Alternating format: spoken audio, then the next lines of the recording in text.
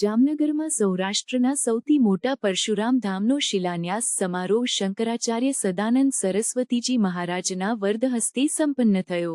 જામનગર જિલ્લાના દરેડ ગામમાં સૌરાષ્ટ્રના સૌથી મોટા પરશુરામ ધામના નિર્માણની શરૂઆત થઈ છે.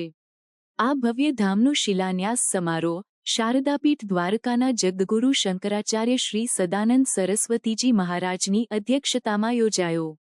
આ પ્રસંગે પૂર્વ મુખ્યમંત્રી વિજય રૂપાણી, રાજ્યમંત્રી મુળુભાઈ બેરા, સાંસદ પૂનમબેન માડમ, ધારાસભ્ય રીવાબા જાડેજા, દિવ્યેશ અકબરી, પબુભા માણેક અને પૂર્વ મંત્રી ધર્મેન્દ્રસિંહ જાડેજા સહિત અનેક મહાનુભાવોએ ઉપસ્થિત રહી શિલાન્યાસ વિધિમાં ભાગ લીધો.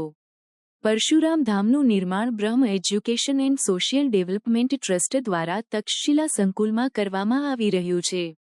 આ ધામમાં ભગવાન પરશુરામની 65 ફૂટ ઊંચી પ્રતિમા સ્થાપિત થશે, તેમજ ભગવાન ગુરુ દત્તાત્રેય અને આદ્ય શંકરાચાર્યની પ્રતિમાઓ પણ સ્થાપિત કરવામાં આવશે. મંદિરનું સંકુલ 2 લાખ ચોરસ ફૂટ વિસ્તારમાં ફેલાયેલું હશે, જેમાં સોમપુરા બ્રાહ્મણોની કલા અને કારીગરીની છાપ જોવા મળશે. મંદિરના નિર્માણમાં પવિત્રતા જાળવવા માટે ભગવાન પરશુરામના જન્મસ્થળ જાનાપાવથી લાવવામાં આવેલા રજકુંભનો ઉપયોગ કરવામાં આવશે.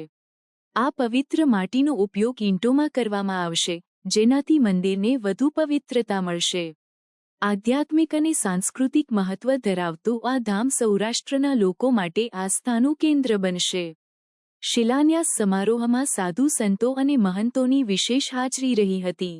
આ પ્રસંગે બ્રહ્મચોર્યાસીનું આયોજન પણ કરવામાં આવ્યું હતું, જેમાં વિવિધ ધાર્મિક વિધિઓ અને પૂજાઓનું આયોજન થયું હતું.